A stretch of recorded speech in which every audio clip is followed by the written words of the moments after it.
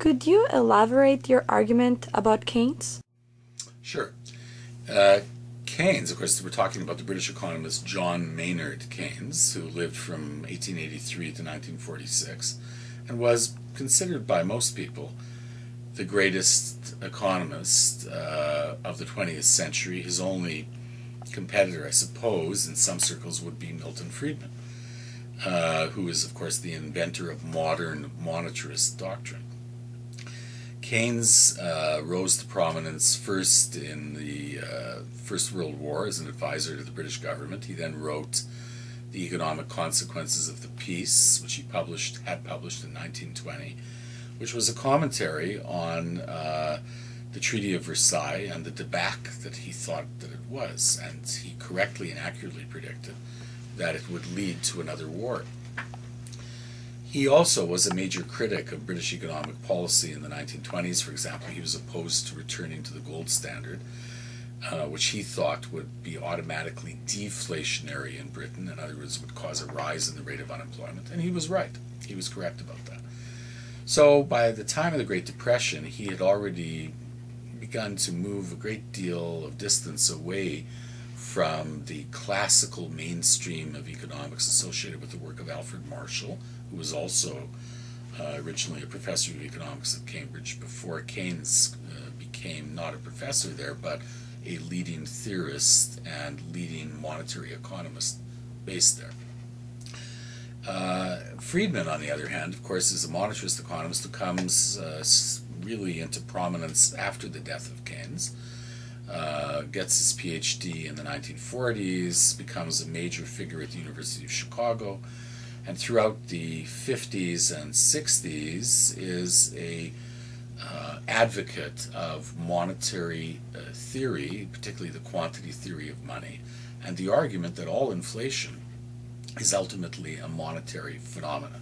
So the key to restricting inflation is to restrict the growth in the money supply. Have steady, stable growth in the money supply, and you will have low inflation.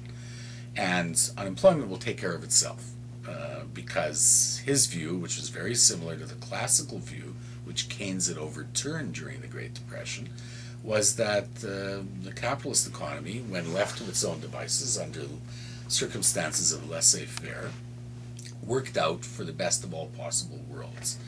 Unemployment was essentially, in this classical view, voluntary. And any unemployment that did resulted because workers were unwilling to accept the market clearing wage. Now, of course, during the Great Depression, that was obviously patently false, because you had millions of people unemployed, unemployment rates that soared well above 15%, and plenty of workers, millions of workers, who would have worked for almost anything but couldn't find work.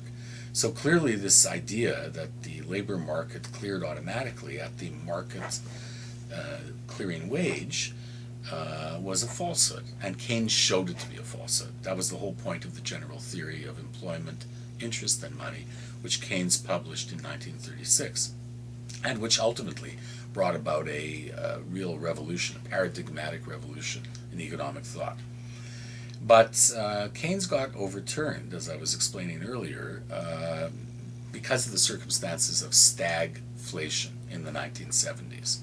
Stagflation was, simply put, simultaneous unemployment and inflation.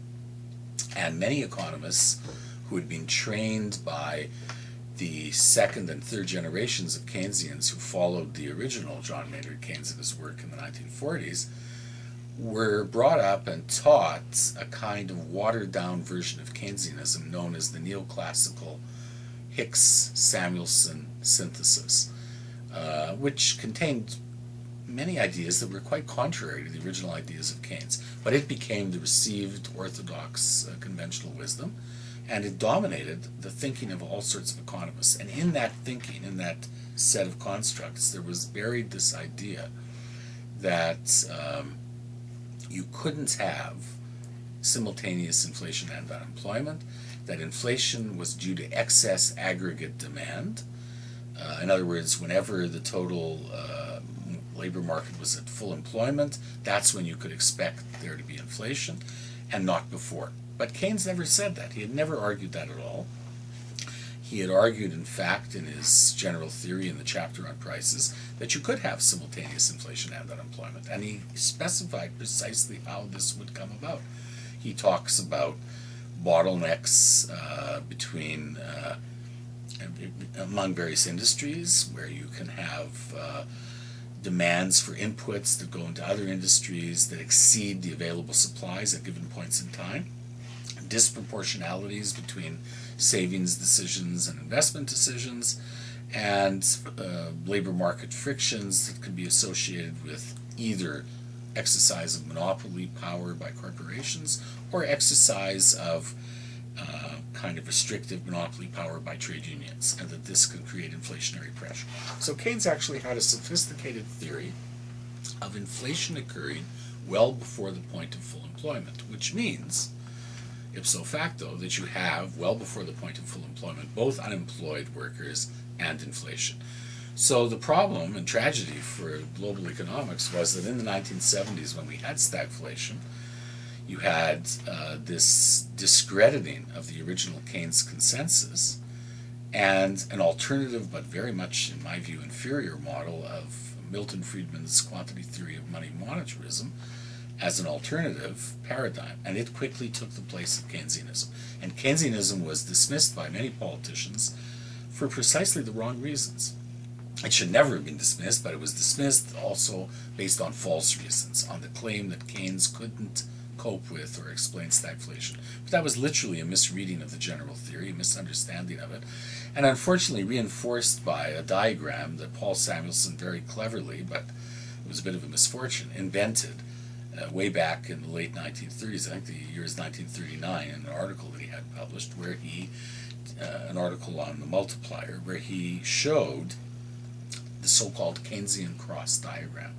And this is a diagram that was a linear diagram that depicted the aggregate supply curve as a 45-degree line, and the aggregate demand curve in a linear fashion, cutting it at a certain point, indicating where full employment would occur.